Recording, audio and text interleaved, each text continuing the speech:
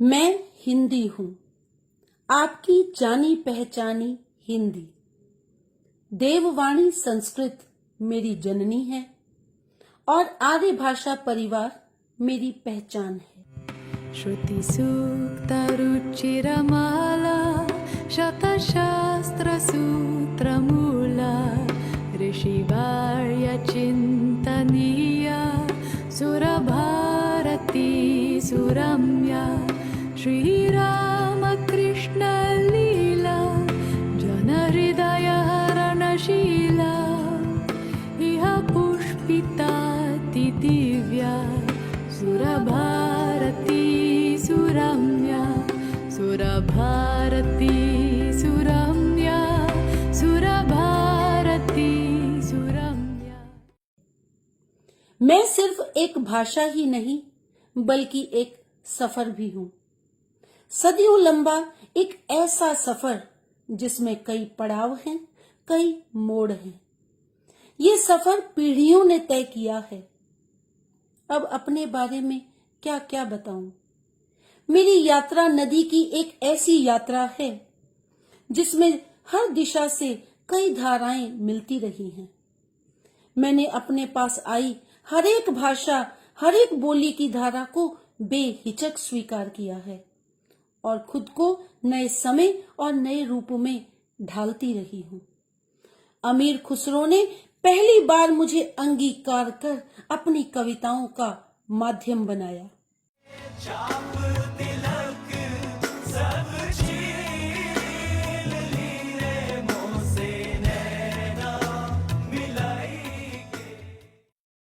सूर, तुलसी, जायसी ने मुझ हिंदी को जनमानस की अतल गहराइयों में उतरने का सौभाग्य बख्शा।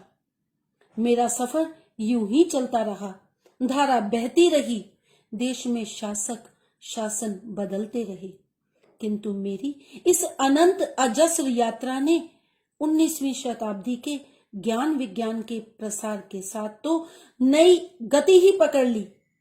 भारत माता दास्ता की बेड़ियों से जकड़ी हुई थी। हिंदी सेवी साहित्यकारों व समाज सुधारकों से भारत माँ की ये दुर्दशा देखी न गई। तब गैर हिंदी भाषी स्वामी दयानंद, विवेकानंद, तिलक, गांधी, सुभाष के आह्वान पर मैंने पूरे राष्ट्र को एकता के सूत्र में बांध दिया। दयानंद की भाषा यही, गांधी का मैं ही थी मान, सिर से लेकर पांव तक बोले हिंदुस्तान। मैं खड़ी बोली हिंदी के अब अवतार में आ चुकी थी।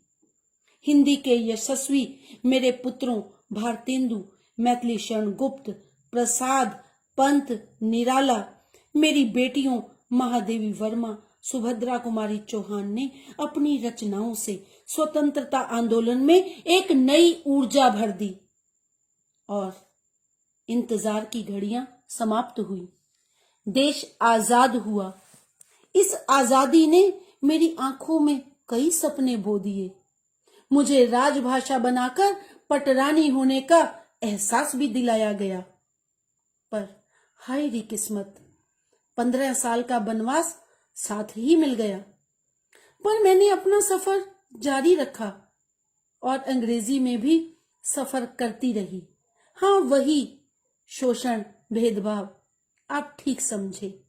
लेकिन आज इस मंच पर राज सिंहासन से लुढ़की मैं पटरानी आंसू बहाती हिंदी नहीं हूं, बल्कि यूएनओ में गरजी बरसी वर्चस्व की अधिकारिणी वह हिंदी हूं जिसके बिना विश्व की बहुत बड़ी जनता गूंगी है।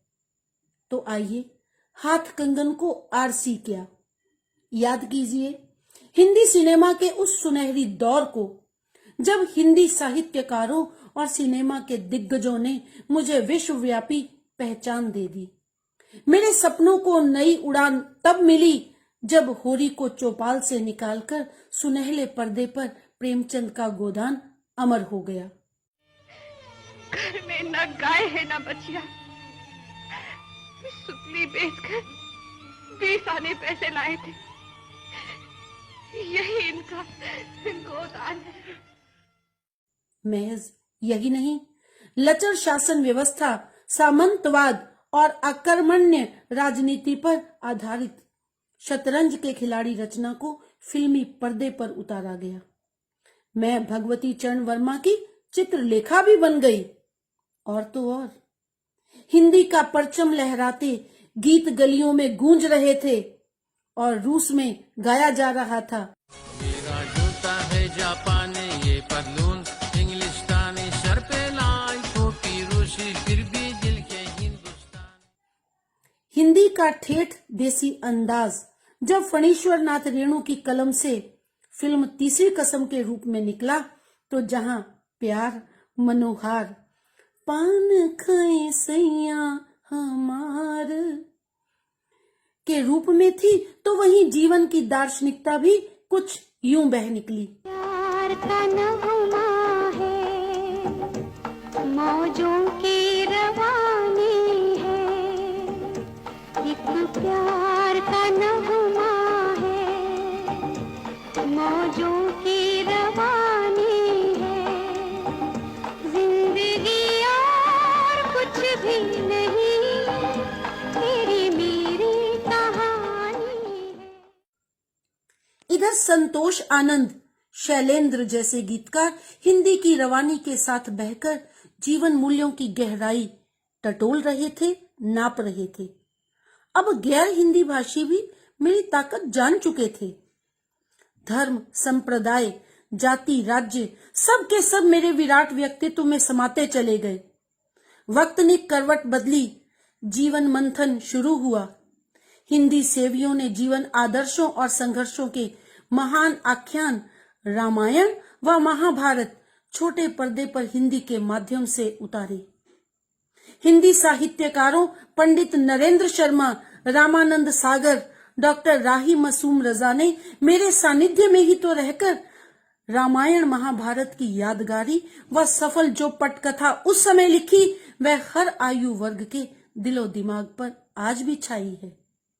भीष्म साहनी के तमस, गुलजार की छोटे पर्दे पर वापसी ने तो मध्यम वर्ग की छटपटाहट को एक नई आवाज ही दे दी थी।